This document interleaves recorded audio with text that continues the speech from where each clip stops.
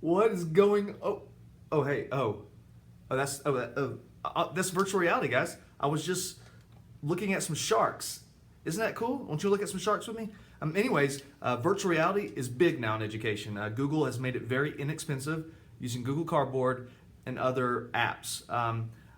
Google Expeditions was just released on iOS devices, which has made it a blast for all those schools who already had iPads.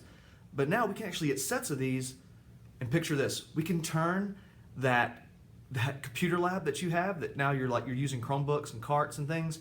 We can use that computer lab and make it a VR lab. Could you imagine? The kids walk in and they all grab one of these things. They just walk in, they're so excited, and they put this on, and then the teacher leads the expedition. They lead them on a trip somewhere beyond the walls of the school, which is what we want to do, because why not? It's amazing. So I piloted a single unit, and this one unit cost around $225. Okay, that includes the VR set, the VR viewer. It includes the device, which is the most expensive, and we'll talk about all these things. Most expensive, and of course a case for the device, a little cheap case, but it's fine. So let me tell you what I bought. I bought some cool stuff, and it works good. This is Mattel. Mattel, you may remember. I think they make Viewmaster. This is called the Viewmaster. Viewmaster VR.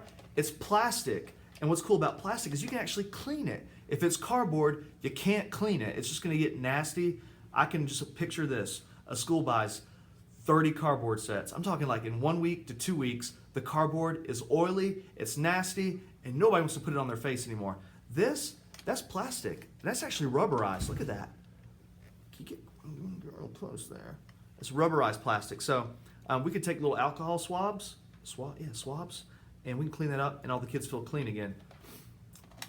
How they open it, the student will take the latch, and we want less opening as possible. So we want to keep the device in these as much as we can, but it's a little latch. See, little latch.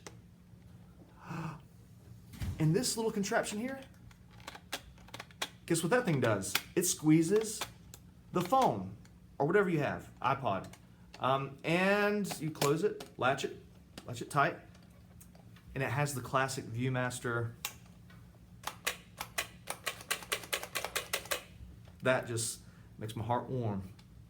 You know what I'm talking about? Feels good. That's straight 80s for you. This device here, $17 on Amazon today. It could change anytime. So $17.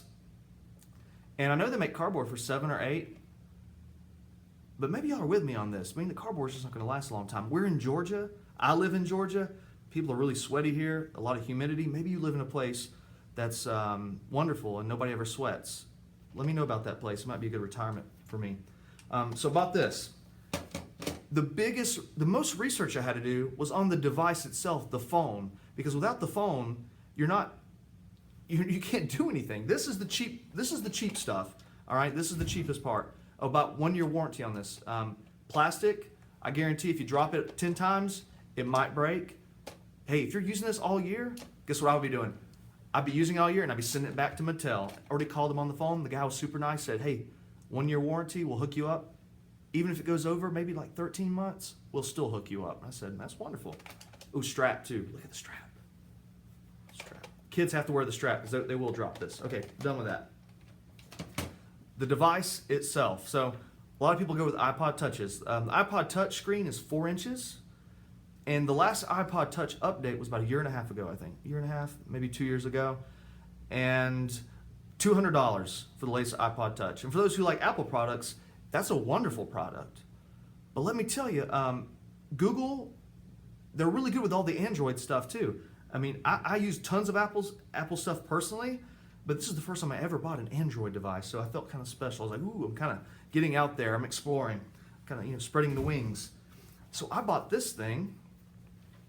I piloted this device, and this is a Asus, I guess that's how you say it, Asus Zenphone 3 laser. I don't know what the laser's for. Maybe I can shoot lasers. Don't tell the kids that. But I don't really want them shooting lasers. This device right here, awesome screen. Let's go ahead and turn it on. I mean, it's got a beautiful screen, which I don't think we get on the latest iPod Touch. My son has one. I don't know if you can see that. You're not going to be able to see the quality there. But I'm going to put the link. I'll put the link to this phone in the video description so you can see it. And so I bought this, first Android phone I ever did. I downloaded the apps. I downloaded Expeditions, Google Cardboard, Google Arts and Culture, and a couple other things. And you take this baby, and I put it. And, oh, by the way, this screen's a lot more than 4 inches. I think this is 5.5 inch. That's a lot more real estate. I'm pretty sure it's 1080. I think it's 1080. Let me double check. Yeah, 1080 full HD, which looks great. I've already tried this. It looks wonderful. Let me put it in the case. This is an $8 case, just in case. Just in case. That's funny. I made it funny. All right, so putting that baby in there. There it is. There's the case. Wow, I did it. So there's the case, and let me go ahead and put it in, because I wanted to make sure this would work. I want to make sure it works. So I'm going to put this phone in there. You get to watch me do it, and I will go ahead and open up the Expeditions app. I don't know if you can see it. It's that one with the orange flag right there. Go. And it says put it in the cardboard viewer, which I'm putting in the plastic viewer. It doesn't matter. Here we go. I'm unlatching it. Here, let me look. Okay, I have it open. It says put it sideways. Oh, there it goes. It's connecting. Hold on, let me go back a little bit. I have to follow. Oh, there's a Brian Buffington in here who has a shark expedition. Let me go follow that. It says put it in the cardboard viewer. You can already see it's on because I have an iPad over here beside me. It's doing the expedition itself. So I'm going to put it in here. What you do is you put it up. It's got little hooks there. You make sure it's centered as much as possible. You push it up, and it latches on. Look at that. It latches on. I mean, it's on good. Now I shut it, latch it, strap it, and I enjoy it. Glasses off. I'm nearsighted, so this is perfect. And by the way, this looks like one continual image. I had the Google Cardboard, and I was using my iPhone 5S, which is like 3 years old. I think the 5S is like 3 years old now. This looks awesome. All right, y'all come look. Y'all see? Y'all can't see that, but it's beautiful. They're sharks. But it's a one continual image. Very little blurring. As I'm looking around, you go fast. It still catches up. I mean, I could do this all day, but then I think I'd make people upset because I'd have too much fun. They'd be jealous. They'd be jealous of me. So that's it. And so a couple things I was thinking about. It is plastic. And if you drop this on hard surfaces, this will break. I mean, after so many times, I can just guarantee it. So the strap's important. Students will wear the strap. And what's cool is the students, they have, I don't know if it's cool, but these devices, you're gonna, at the end of the day, I'm just picturing this already. So this is all brand new to me. Let me unlatch it. Here it is. Oh, I'm so strong. Get over there. Okay. So we're going to take it out. You just pull up, take it out, and there'll be a charging station somewhere in the room. And this battery, I don't know how long it's going to last. It should last all day, at least for a while. Kind of like most phones do. They last for a while. But you charge it up overnight.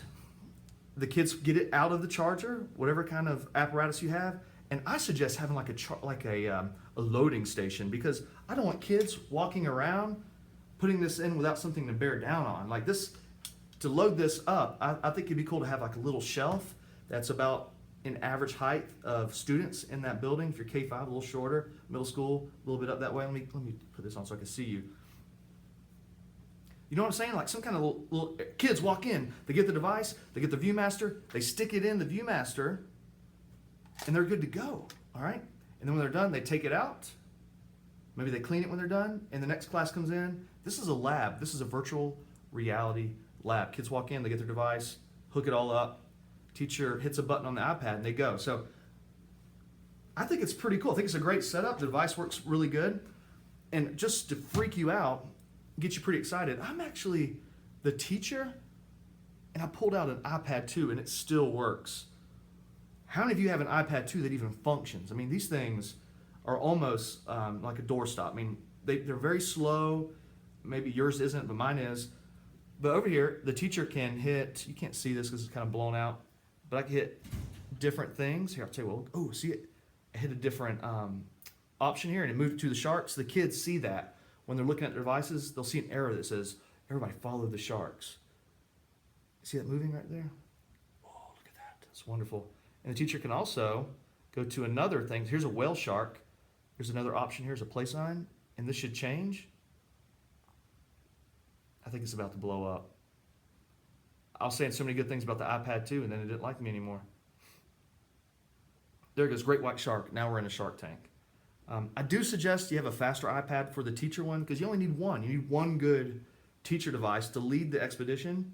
But the students, they all have all these things on. They come in, they put them on, and they're waiting for the teacher. The teacher turns it on. I've already done a tutorial on how all that works. This was about this pilot of this setup. So this whole setup was about 200, I think it said 225 bucks. And so if you wanted 30 of those, we're looking at about 6,000, 6,500 bucks. I think I'm trying to do some good math there for you. So go try something out. Maybe you can't buy 30, but let's start with 5, 10, maybe write a grant. Think about all those computer labs you don't have anymore, and that money, a lot of you bought those $200 Chromebooks, and you're not buying those really fancy computers anymore. Well, this is kind of like the same price range of a Chromebook. Really, it's like another set of Chromebooks, but it's for virtual reality. Kids walk into the room, and we're going on field trips. That's what we want. We want expeditions. Lots more coming to you. Hey, y'all have fun. Thanks for listening to me. Brian Buffington, Pioneer RESA. Contact me if you have questions. Bye-bye.